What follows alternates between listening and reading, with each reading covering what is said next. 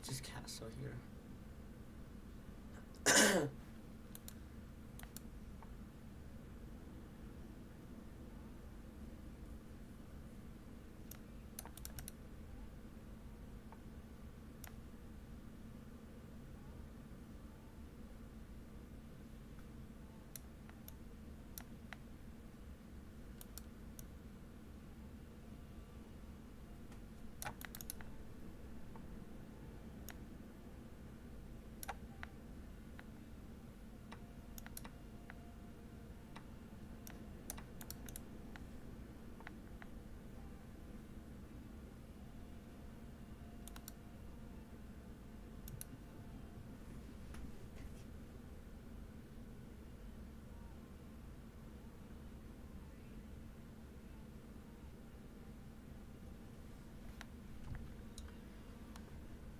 Alright,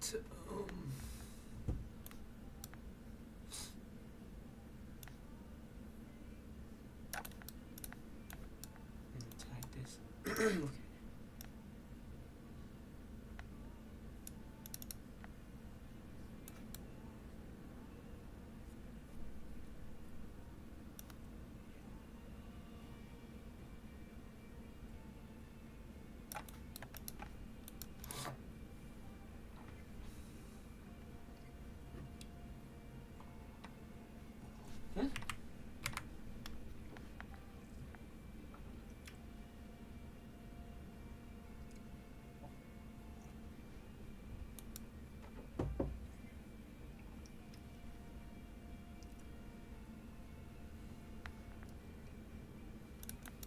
Oh man.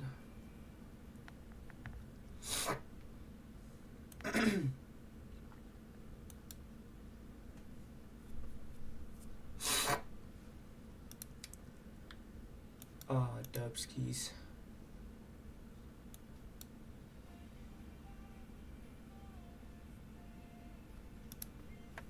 Here, here. Okay.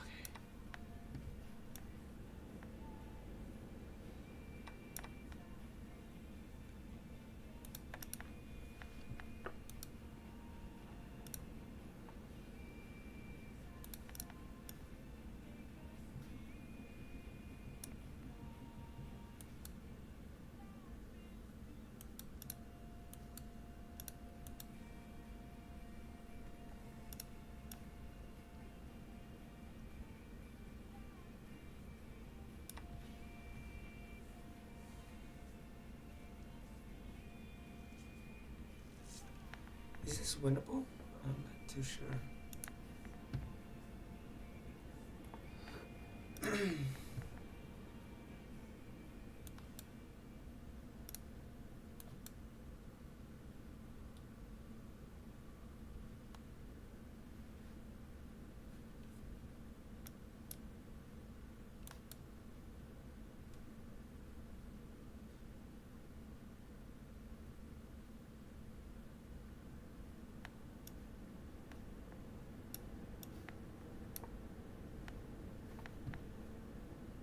Keep it simple.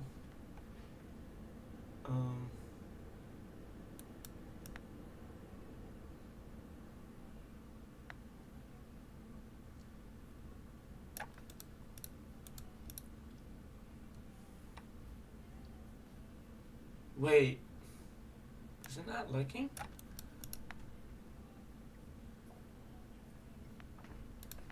I thought for sure that bishop was being guarded. Well,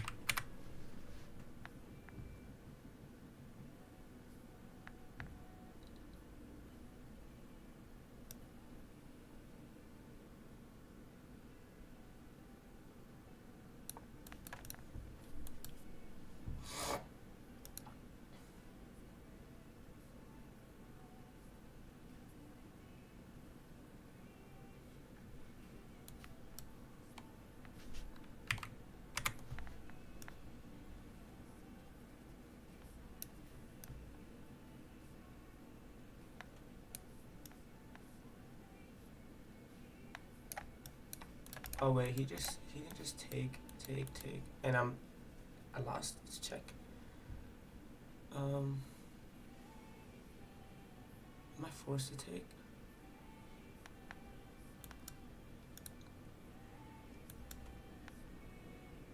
Boys, it's GG's.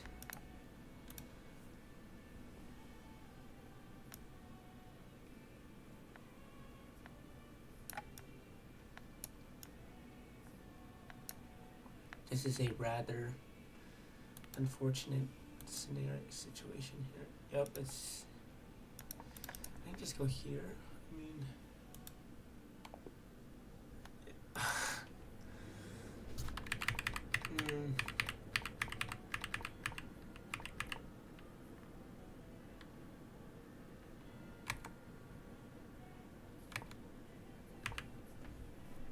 Wow, it was even there, dead even.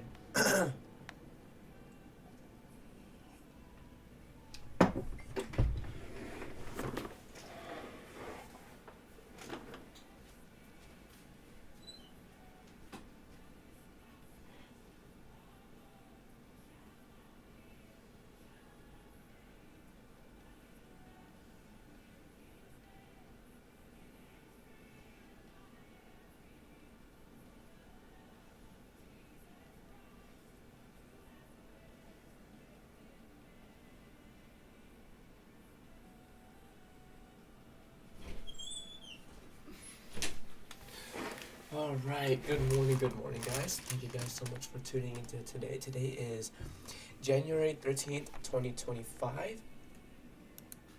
And yeah, let's get right into the charts here. So,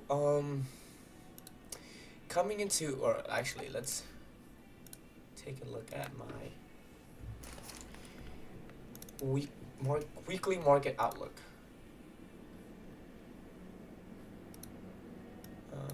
So, the weekly market outlook for, I guess, this week on NQ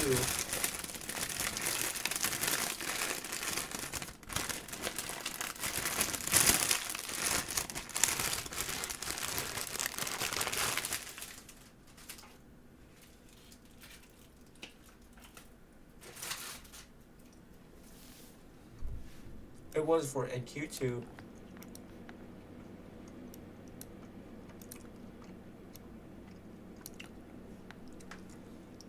Weekly market outlook, or I guess the weekly objective for this week on NQ was for us to take out the weekly low. So based on the weekly power of 3 on NQ, I can anticipate for the weekly low to be taken, and that prices will most likely going to continue higher, or sorry, continue to expand lower. So that is all that I have for this week, right? And what do we do here coming into Monday? So here too, Monday's objective is for us to take out previous day low / previous week's, this should be previous week's low too, I don't know why I said high, and or we could end up consolidating, but that was for Monday. And what do we do on Monday? Well, based on this weekly candle here, so that candle is a weekly candle, right? And based on the way we form that candle, I can anticipate for the minimum objective, or the low-hanging fruit here for this week, is at least previous week's low, right? Previous week's low being, I'm going to make this a red line. So I want to see prices take that red line out based on how we closed here last week, right? And coming into Monday, this daily candle here, Friday's trading day, suggested that we are most likely going to take out previous day low here coming into Monday. And previous day low is the same low as the weekly low. So that means I am anticipating for the weekly objective here to be completed on Monday. And what do we do during the Sunday, basically Sunday's opening, Monday's price action, is we took out previous week's low coming into Monday. Excuse me. But yeah, that that was our that was my buys here coming into this week.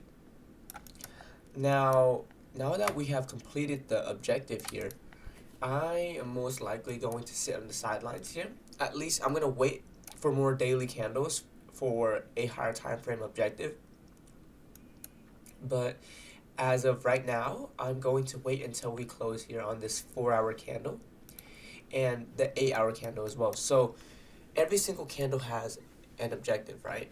So that weekly candle that I just told you guys about, that candle's objective was for us to take out previous week's low. So previous week's low, let me put a plus sign next to it. So previous week's low just got taken. So now I have to rely on the daily candle for some sort of higher time frame objective, and maybe the 4-hour candle, the 8-hour candle, 6-hour, 10-hour, 12-hour for an intraday bias, right? Every single candle has an objective. So coming into this morning, I'm going to rely on how we close on this 4-hour candle, how we close on this 8-hour candle as my bias, right, for my morning objective. What should prices do within that morning, right?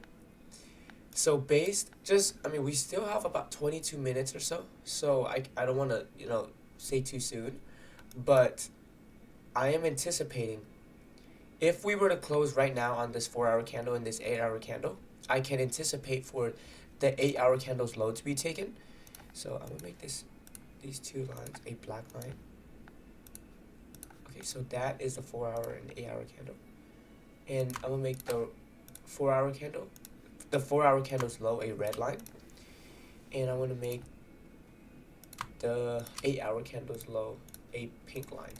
So there we are.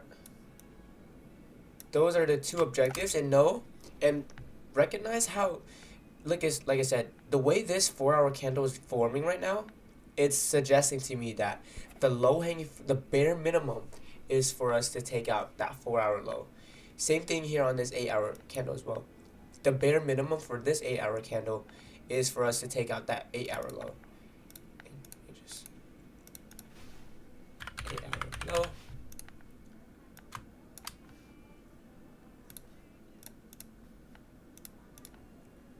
And I'll make this a 4-hour.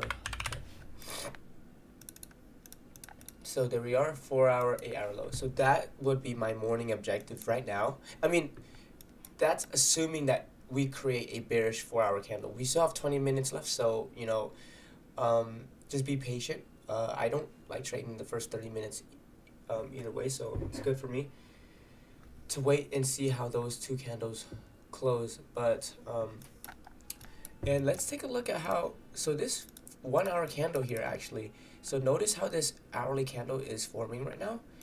It is bearish. And why do we create that bearish hourly candle?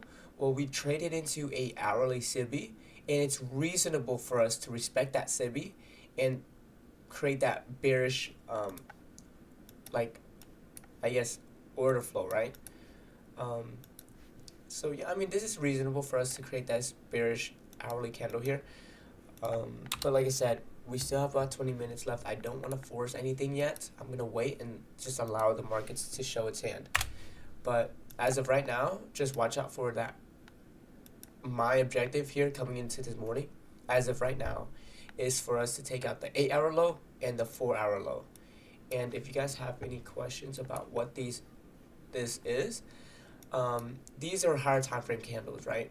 This right here, it indicates these set of candles or 4-hour candles, these set of candles or 6-hour candles, these sets of candles or 8-hour candles, and this set of candles or 10-hour candles. And then all of these candles here, these are 1-hour candles. So this indicator just gives me a better, it just kind of helps me kind of visualize what the higher time frame is doing relative to this time frame. But yeah, that's going to be my objective right now coming into this morning. I do want to note that, okay,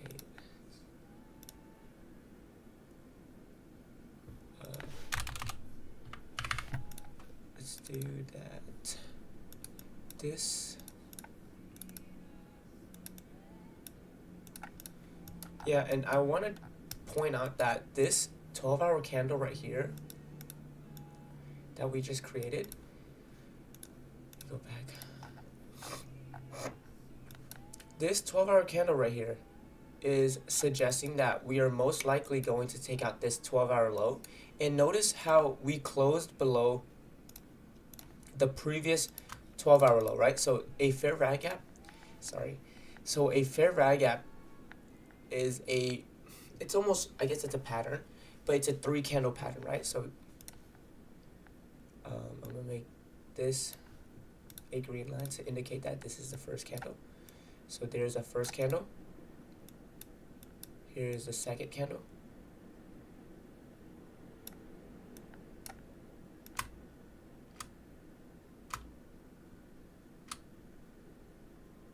This is the first candle, this is the second, and this is the third, right? So a fair value gap is always going to be created with 3 candle.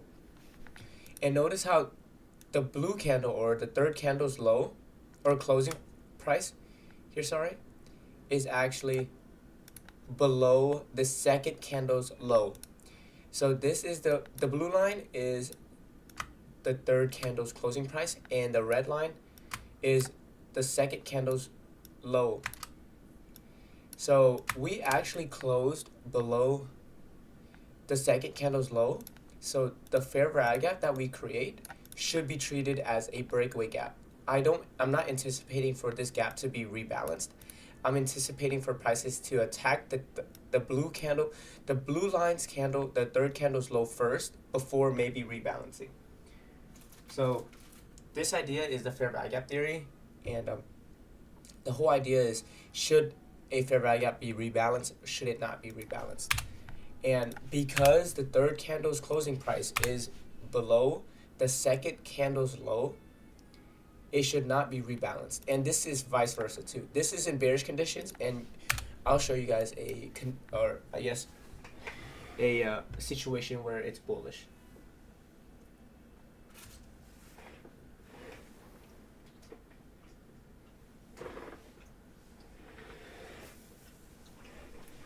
And with that knowledge, it's a lot easier to know when. It's a lot easier to interpret when prices should be treated, or is when a gap should be treated as a rebalancing. Like, you should see prices rebalance it, or it should be treated as a breakaway gap. ICT never really goes into detail about it, so it's kind of hard to understand when a gap should be treated as a breakaway gap and when it should not. But that's my interpretation on it, right? That's how, if we're in bullish conditions or bearish conditions, that's how I would treat when a fair value gap should be treated as a breakaway gap or not.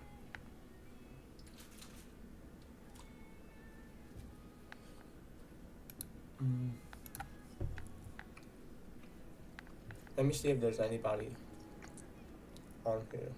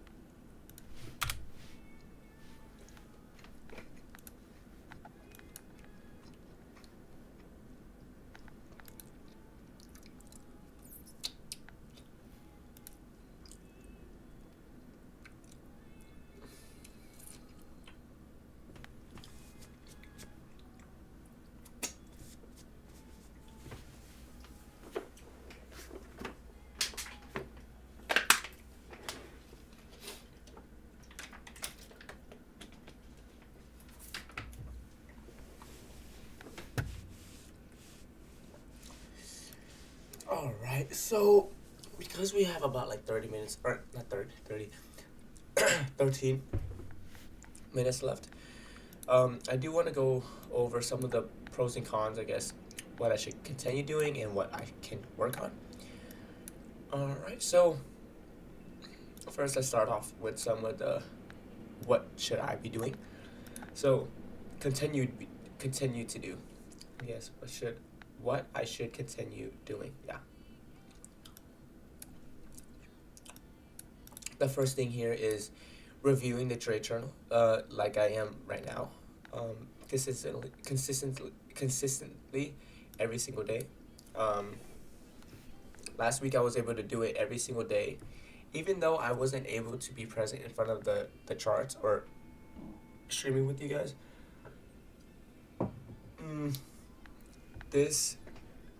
That consistency, it builds on. It's kind of like a compounding effect, because every single time I review what not the strategy, but understand what the higher time frame objective is, I'm able to grasp it with a deeper understanding, and I'm able to now explain to you guys my thought process on what a higher time frame objective is, what a model is, and what an entry pattern is, right? Consistency is key, and this applies to everything, right?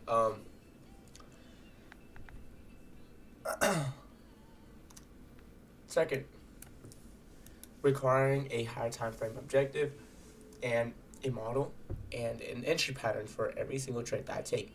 So the higher time frame objective, I go more into depth about that later, and same with the model and entry pattern. So that's essentially the entire strategy here, right? And even though no trade was presented to me, I guess, previous week, my objective as a trader is to be able to control my impulses and manage what is in my control, right? What is in my control is whether or not I decide to take a setup or not. What is not in my control is what type of setup is going to be presented, if a setup is going to be presented at all. Sometimes you're gonna go without a setup days, weeks, right?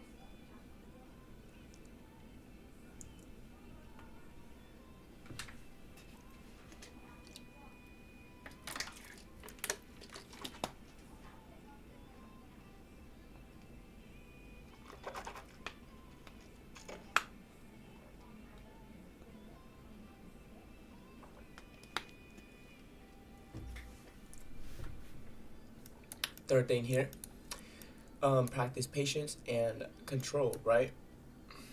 Taking no trades doesn't mean that I failed as a trader.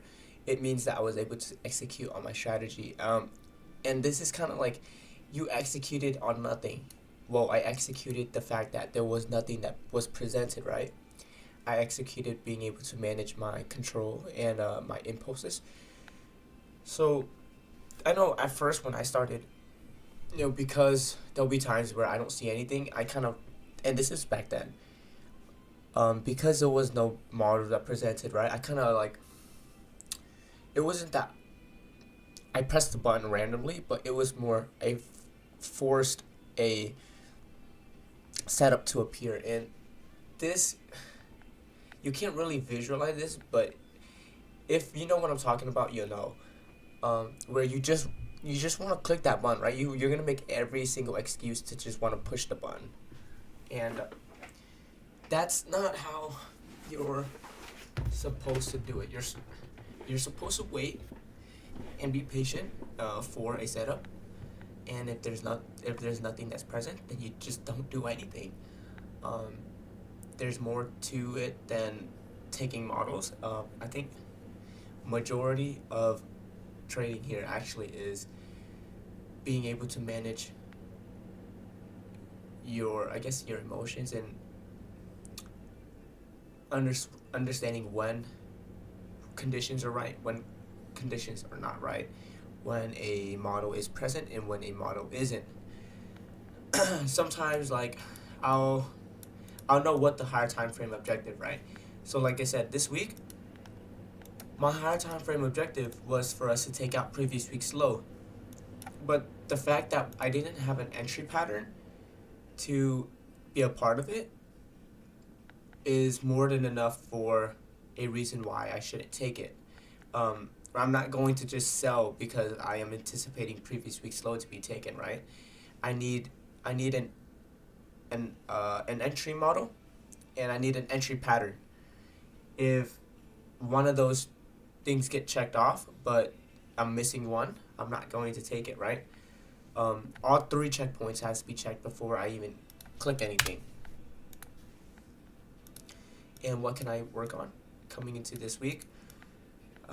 Maintaining complete focus on anything that I'm doing currently, right? So right now, like I said, I'm going over this with you guys, so I shouldn't be doing anything else besides this thing at this present moment.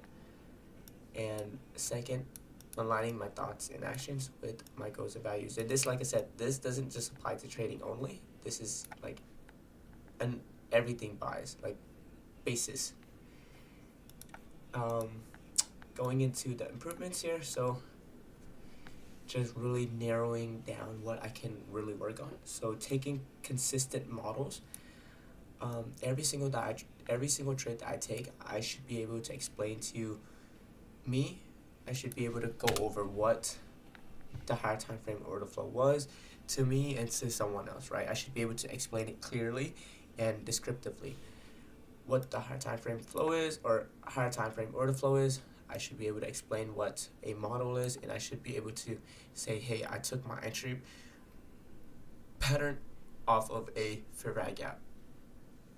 And there's this question that I ask myself just to make it easier to understand what higher time frame order flow is why else should prices continue higher or lower depending on the bias for the day? Why else should prices continue higher or lower after completing the lower time frame model, right? And there are a couple of reasons, or I guess objectives for a higher time frame. There is the rebalancing model, there is the expansion model, and there is the equilibrium model. So here I do want to review one trade with you guys here. So let's go back to let's take a look at this one. So looking at this is the 4-hour candle chart here. So all of these candles here are 4-hour candles, and I believe I kind of remember what this trade was about. So in this fair value gap pattern, right? Notice how the third candle's closing point closed below the second candle's high, and we created a busy here. The fact that we closed below the second candle's high means that we are most likely going to rebalance this inefficiency, this daily fair value gap. So my daily bias here coming into this specific day was for us to rebalance this inefficiency. So going into the 1-hour chart, it appears that, so we took out previous day low. So previous day low here is actually this low, meaning that we rebalanced the inefficiency. So after we took out previous day low, meaning that we rebalanced the daily inefficiency, I no longer had a daily bias or a daily objective, right? So now I have to rely on, I guess, even lower time frames relative to the daily, right? So I went from the daily, I'm gonna go now onto maybe the 4-hour, the 6-hour, the 8-hour, or the 10-hour time frame or candles. So in this specific trade, I relied on the 6-hour candle for my intraday bias, I guess, for my higher time frame objective. So the 6-hour low here, or the 6-hour candle, is suggesting that we're most likely going to take the 6-hour low out. So within the next 6 hours, I want to see us take out the 6-hour low. That's my higher time frame objective, right? My model, how I'm going to enter this is based on the hourly candle. And this hourly candle here is suggesting that we are most likely going to take out this hourly low. So notice how the hourly low and the 6-hour low are two separate lows, right? They're different. They're not the same low. So that means after we take out the hourly low, we should continue to expand lower to attack the 6-hour low. So after recognizing that, that's going to be my model. This is 6-hour time frame is my higher time frame, order flow. So I went onto the 15-minute time frame and I realized, hey, the 15-minute, the 30-minute, and the hourly, they're the same low. So that means instead of taking, or I guess basing my model here on the hourly time frame, I'm going to now scope into the 15-minute time frame as my model, because the 15-minute low is the same low as the hourly low. That means that I should anticipate that we complete that my model's objective within the next 15 minutes instead of the next hourly, right? Or instead of the next hour. And notice, keep in mind that we should still could be expanding towards the 6-hour low after taking out that hour. We should be expanding towards the 6-hour low after taking out the hourly / 15-minute low. So because I'm taking my model here on the 15-minute time frame, my entry pattern can be on the sub 5-minute time frame. So 5-minute, 4-minute, 3-minute, 2-minute, and 1-minute. And my entry pattern ended up being the 1-minute time frame. There's this fair value gap, prices closes below it. I enter once prices trades back into it, and then I take my model, right? So here, after we take out the 15-minute low / hourly low, I moved my stops to break even, and then I ended up getting stopped. My runners ended up getting stopped out at break even.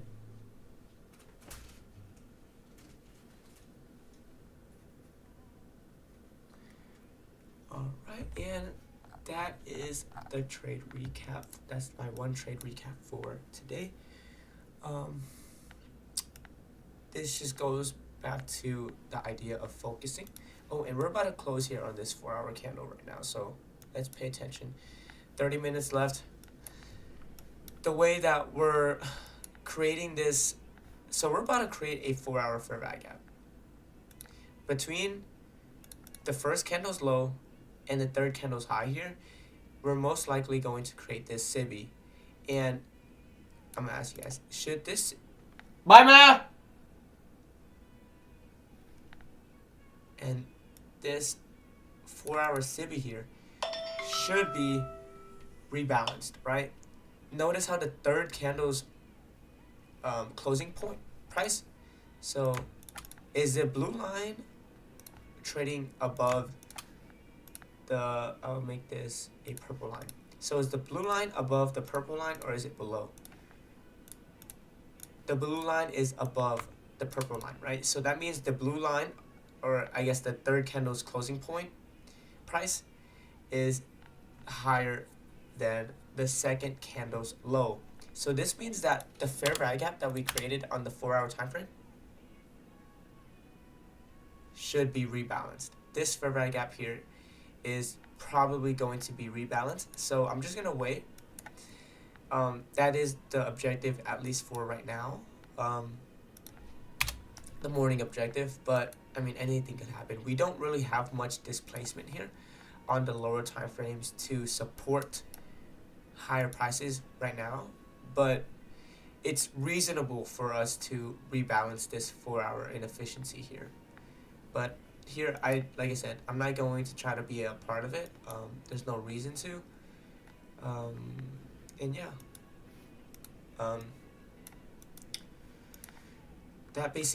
That basically sums it up for my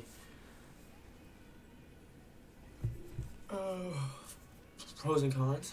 I already went over the weekly objective with you guys. I mean, the 4-hour low, the 4-hour candle and the 8-hour candle. This 4-hour candle, like I said, is suggesting that we're most likely, the bare minimum, the low-hanging fruit is for us to rebalance this inefficiency. But the 12-hour time frame, at least, is still telling us that we're most likely going to take out this 12-hour low. So until I can find some sort of model here to align myself with that time frame, I'm just gonna sit on my hands, right?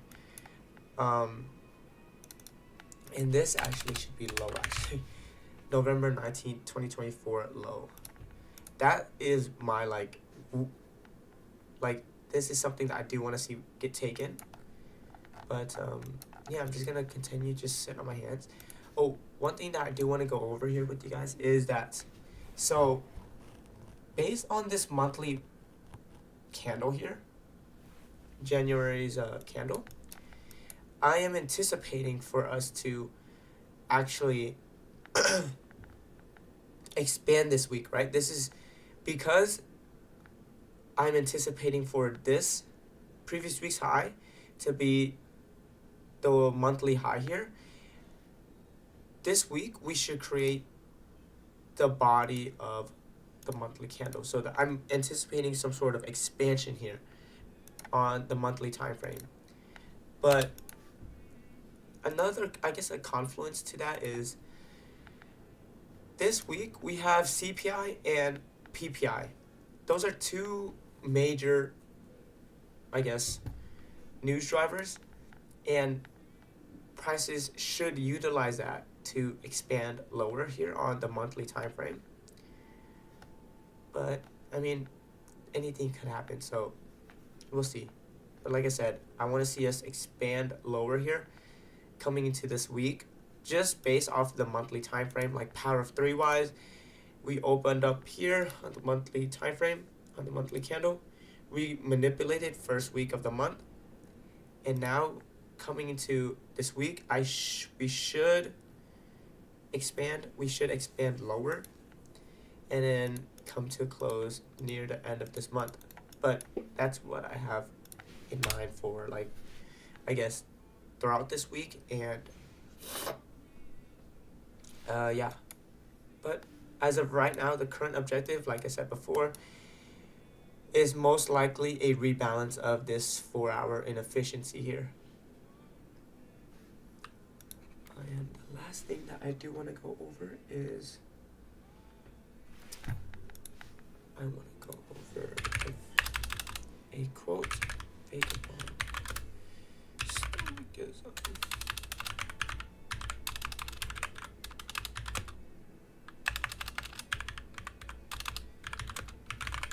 And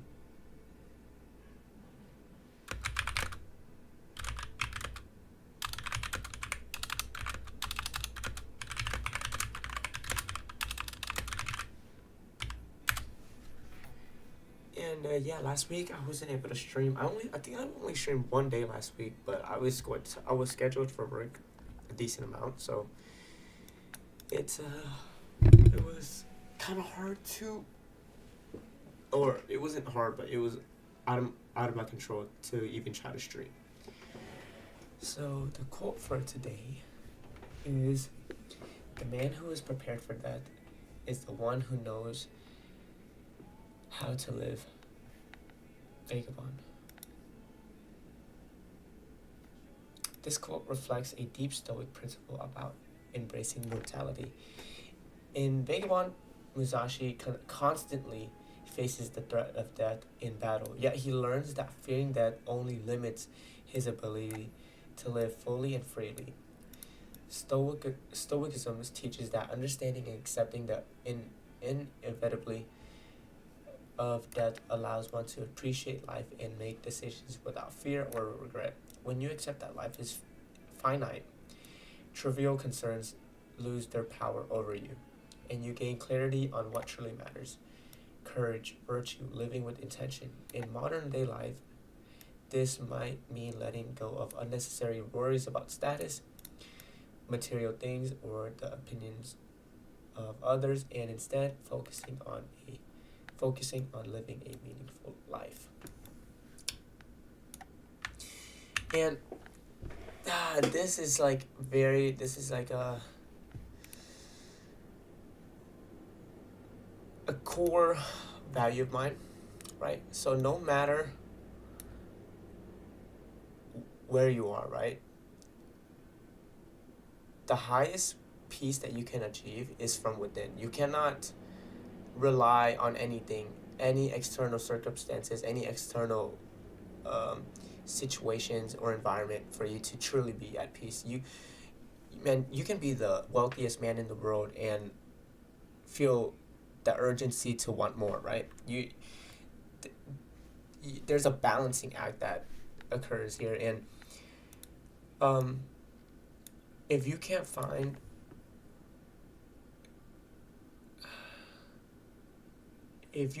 peace from within, and you desire and you need some sort of stimulation from anything external, it's going to be momentarily peace, but yeah, this idea here is very profound, I would say, because in today's age it seems like you're almost forced to live a certain way or to do certain things, and does that truly make you happy? I don't know, but just having that perspective here is rather very beneficial.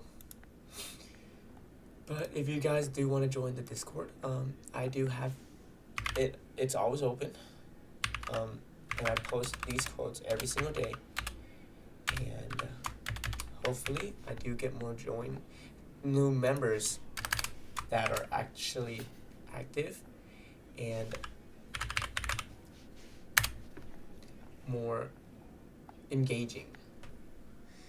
But yeah, hopefully, try to resonate with this quote. I shouldn't be the one that breaks it down for you guys. You should read this and eternalize it for you guys, for yourself.